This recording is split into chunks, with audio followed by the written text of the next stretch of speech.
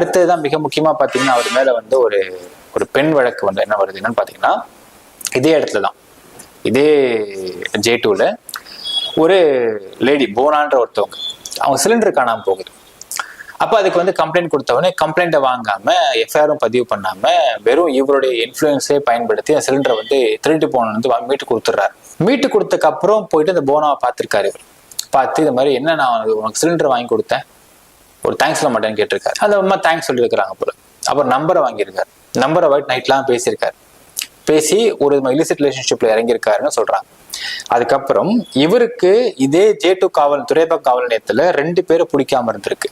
ஒருத்தர் சபாபதி அப்படிங்கிற இன்ஸ்பெக்டர், இன்னொன்னு ரைட்டரான திரு கனகராஜ்.